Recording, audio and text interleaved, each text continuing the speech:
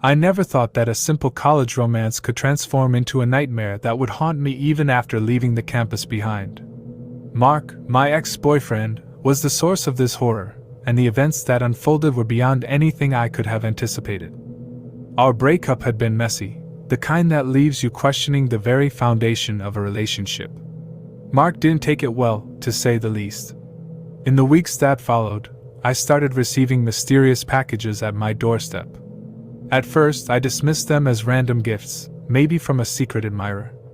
But the contents revealed a much darker truth: creepy dolls with porcelain faces and haunting eyes, accompanied by handwritten notes expressing an undying and unsettling love. The first doll appeared on a rainy Tuesday evening.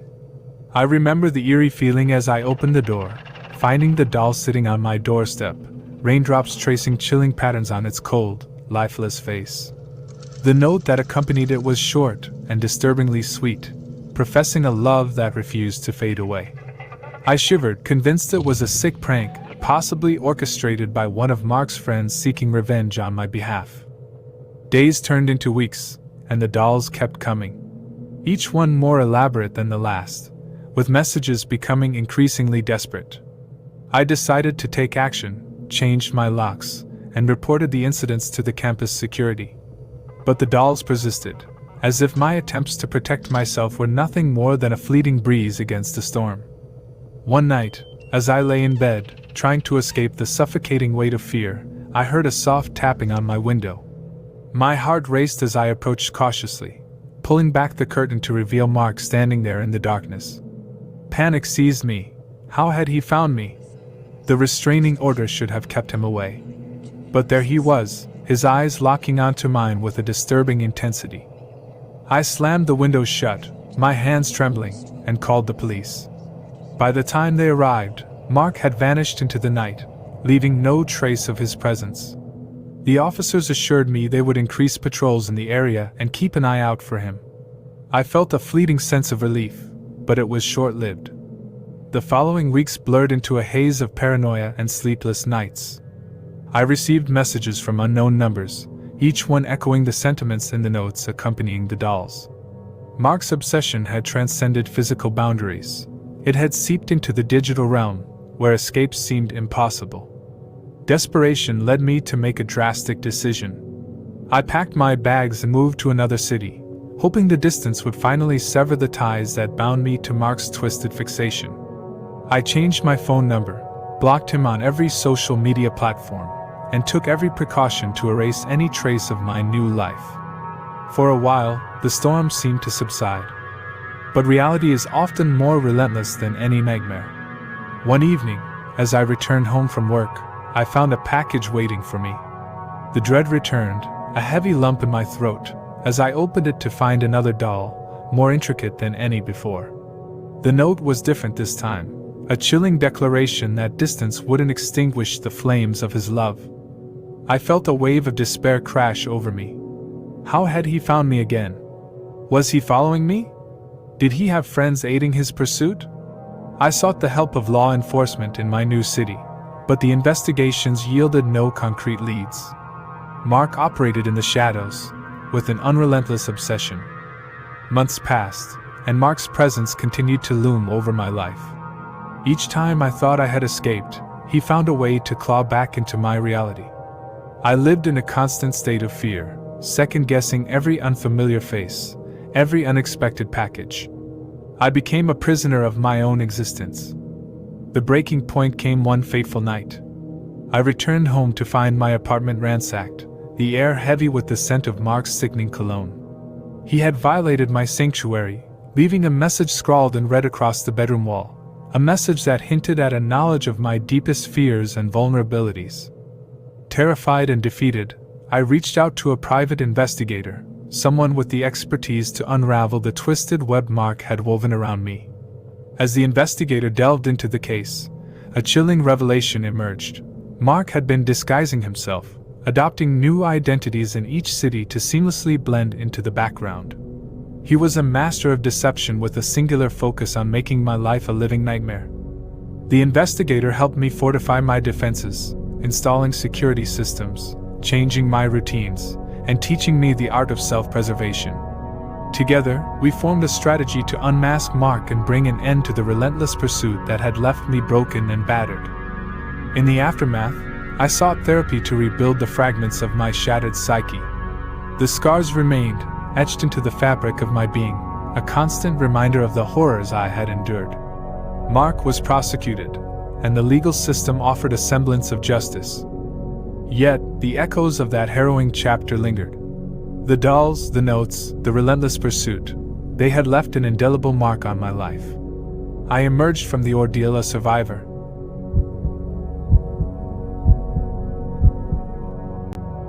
The bitter taste of regret lingered in my mouth as I lay in the sterile hospital bed, wires and monitors keeping vigil over my weakened body.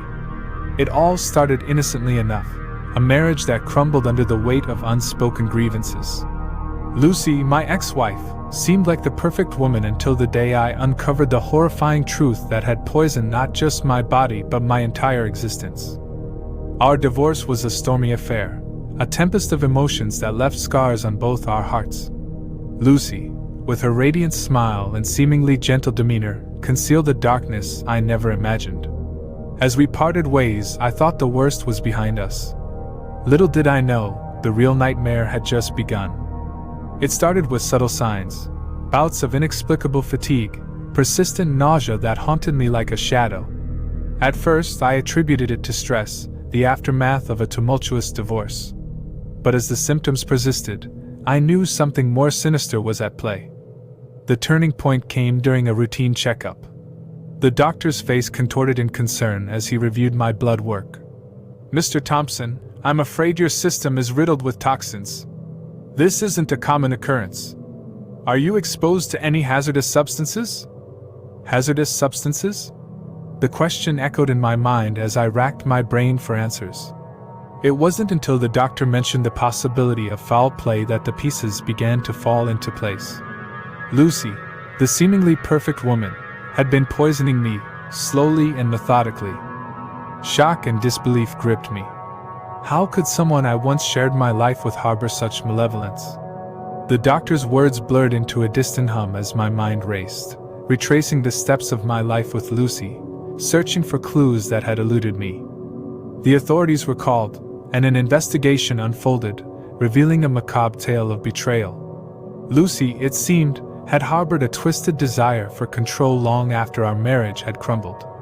As the layers of her deception unraveled, I discovered the chilling extent of her actions. The poison wasn't just a means of revenge, it was a sick manifestation of her need to dominate. The meals she prepared, the drinks she offered, every gesture concealed a deadly intent. I shuddered at the realization that the person I once shared my bed with had become a silent assassin, infiltrating my life with a calculated malice. As the investigation progressed, the police delved into Lucy's background, unearthing a history of mental instability and a penchant for manipulation. How had I been so blind?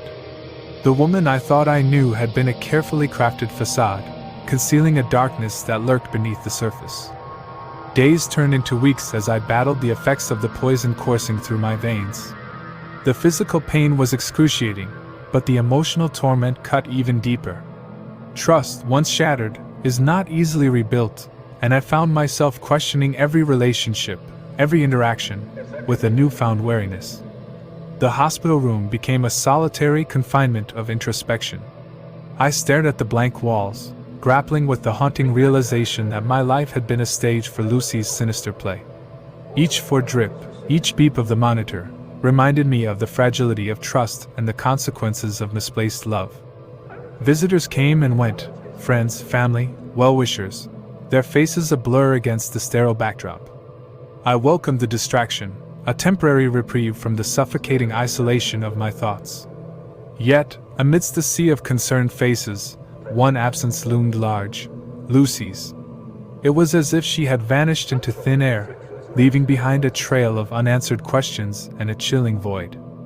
The legal proceedings unfolded with a slow pace, the wheels of justice grinding against the backdrop of my deteriorating health. Lucy, it seemed, was elusive, a phantom who had mastered the art of disappearance. Rumors circulated. She had changed her appearance, assumed a new identity, a testament to the cunning nature of my ex-wife's deception. As the courtroom drama unfolded, I confronted Lucy's defense attorney, a cold, calculating figure who seemed to revel in the theatrics of the trial. "Why?" I demanded, my voice a hoarse whisper. "What drove her to this madness?" The attorney's eyes, devoid of empathy, met mine. "Mr. Thompson, some people are simply wired differently. Lucy's motives may forever remain a mystery." The gavel echoed through the courtroom, sealing Lucy's fate. She was found guilty of attempted murder and sentenced to a lifetime behind bars. Justice, it seemed, had been served, but the scars, both physical and emotional, endured. As I emerged from the hospital, the world outside felt surreal, a canvas forever altered by the brushstrokes of betrayal. Lucy's actions had left an indelible mark, a cautionary tale etched into the fabric of my being. The journey to rebuild my life had just begun, a daunting odyssey through the wreckage of trust and the echoes of a love turned lethal. The scars would fade, the physical wounds would heal, but the lessons learned in that hospital room would linger, a constant reminder that even the most intimate bonds can harbor the darkest secrets. As I stepped into the uncertain terrain of a future reshaped by betrayal, I carried with me the resilience born from the crucible of a love that had turned deadly.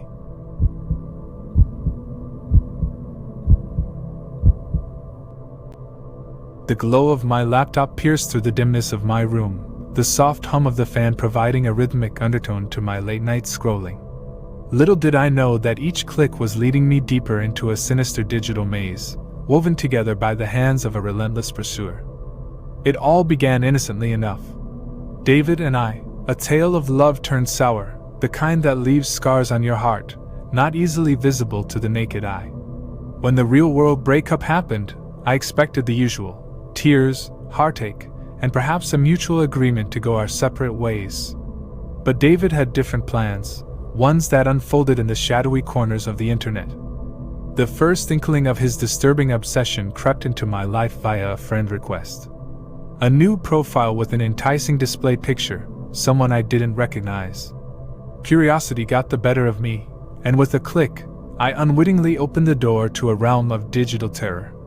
"Hey there. Miss talking to you," the message read. My heart raced. How did he find me? I'd been diligent about locking down my online presence.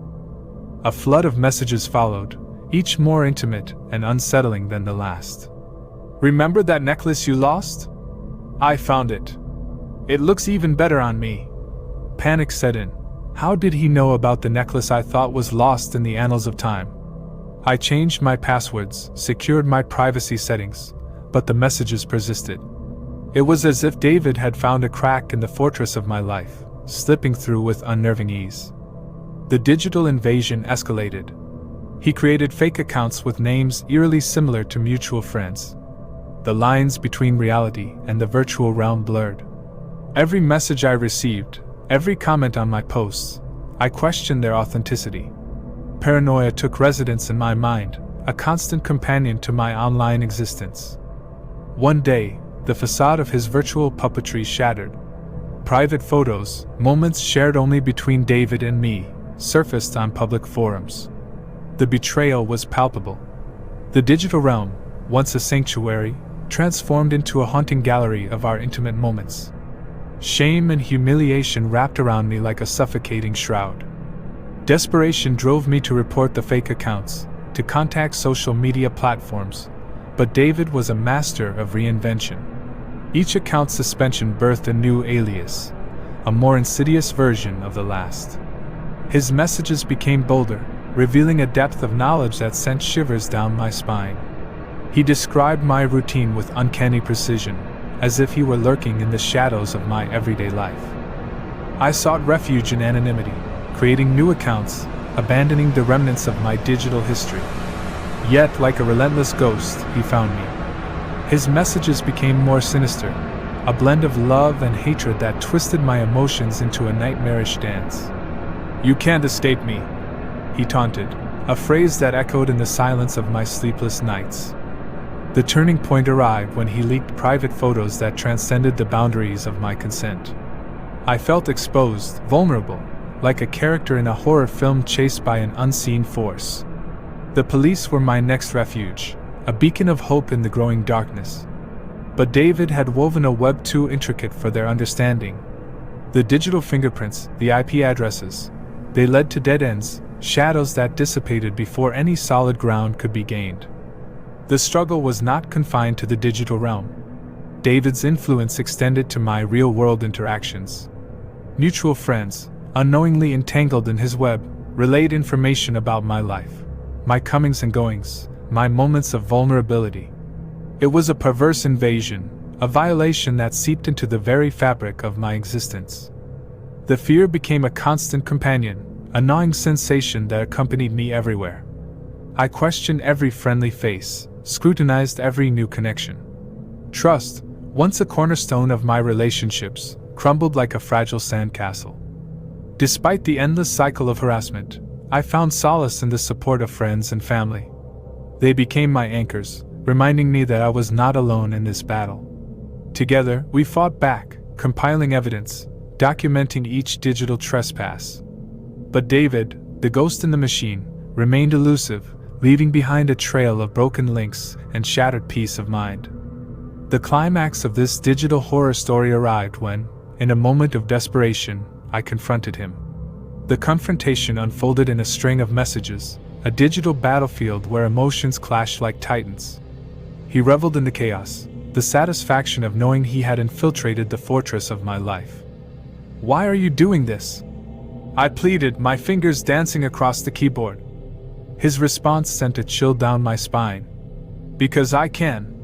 Because I love you, and love can be a twisted game." As the digital dust settled, the truth hung in the air like a noxious gas. David's obsession was a toxic cocktail of love, revenge, and an insatiable thirst for control. The digital realm, once a haven for connection, became a battlefield where the casualties were not just pixels on a screen but the fragments of a life shattered by an unseen enemy. In the aftermath, I emerged scarred but resilient. The virtual stalker had left his mark, a dark chapter in the story of my life. Yet, as I navigated the virtual landscape with newfound caution, I clung to the hope that the scars would fade, and the digital shadows would recede, allowing the light of connection to pierce through once more.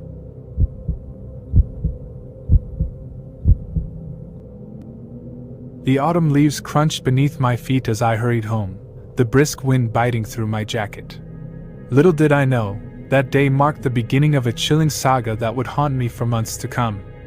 It all started innocently enough, love letters showing up at my doorstep. My heart would have leaped with joy if it weren't for the unsettling details contained within. The first few professed a lingering affection and recounting our shared memories. I brushed them off as some misguided attempt at reconciliation. But the letters evolved, becoming eerie narratives that seemed to know more about me than I cared to admit. One described the exact coffee shop I visited, the book I was reading, even the color of the dress I wore. I began to feel exposed, as if an unseen observer was documenting my every move. Panic set in, and I installed security cameras, hoping to catch a glimpse of the mysterious messenger. Days turned into sleepless nights as the letters continued. They predicted my actions with an alarming accuracy that defied explanation. Fear became my constant companion, the unknown assailant weaving a sinister tapestry of my life. I felt like a character in a horror movie, knowing the danger was imminent, but unable to escape the script. One evening, I found a letter that shook me to my core. It detailed an event that hadn't occurred yet, a weekend getaway I had planned with friends. The letter's ominous tone hinted at impending doom, leaving me paralyzed with fear. I couldn't dismiss it as mere coincidence anymore. Desperation drove me to the police, armed with a collection of haunting letters. Skepticism lingered in the detective's eyes as I recounted the bizarre events. They promised to investigate, but their words seemed empty, drowned in the sea of unresolved cases. As the weekend approached, anxiety gripped me. I debated canceling the trip but decided against it, hoping that breaking the routine might throw off my mysterious tormentor. The letters, however, continued to arrive, each one bringing me closer to the predicted date. The weekend getaway started with cautious optimism, but an undercurrent of unease tainted every laughter-filled moment. I shared my fears with my friends, who tried to reassure me, dismissing the letters as a sick prank. Yet, as the events unfolded exactly as foretold, a flat tire on a desolate road, a mysterious figure glimpsed in the shadows, skepticism turned to disbelief. Returning home, I felt a growing dread, knowing that the letters were not the work of a mere prankster. My life had become a twisted narrative, and the author seemed to revel in my torment. The police, despite their promises, could not offer solace. The letters lacked fingerprints or any tangible evidence, rendering my case a frustrating enigma. I became a prisoner in my own home, constantly checking over my shoulder, expecting the next terrifying installment. Sleep eluded me, replaced by the haunting echoes of the letter's words. The relentless pursuit of intimate details about my life left me feeling exposed, vulnerable to an unseen menace. One fateful day, the letters took a turn. A detailed account of my daily routine led to a chilling revelation, a description of my imminent death. The words on the page painted a vivid picture of a sinister demise, leaving me breathless with dread. With trembling hands, I rushed to the police once more, the damning letter clutched in my grasp. This time, their skepticism waned as they witnessed the raw fear etched across my face. They promised a thorough investigation, but I knew the truth. My stalker operated in the shadows, leaving no trace for the law to follow. Days turned into weeks, the grip of fear tightening with each passing moment. Sleep became a distant memory, replaced by the haunting specter of impending doom. I contemplated leaving everything behind, vanishing into the anonymity of a new life. But the letters had become a relentless companion, pursuing me even in the darkest corners of my mind. One night, as the moon cast an eerie glow on my quiet street, I heard a soft whisper outside my window. Heart pounding, I peeked through the curtains, and there, standing in the shadows, was a figure obscured by the darkness. Panic surged through me as recognition dawned. It was Lisa, the source of my torment. How she eluded the police, infiltrated my life with such precision, remained a mystery. Her eyes held a manic gleam as she spoke, weaving a tapestry of my fears and secrets. It was then that I understood. Lisa wasn't just a stalker, she was a puppet master, orchestrating the horrors that had consumed my life. In the confrontation that followed, the police finally apprehended Lisa. She didn't resist, her eyes locked onto mine with a twisted mixture of triumph and madness. As they led her away, I couldn't shake the feeling that the nightmare wasn't over. The scars of her obsession lingered, a chilling reminder that the line between love and madness could blur into a nightmare that transcends reality.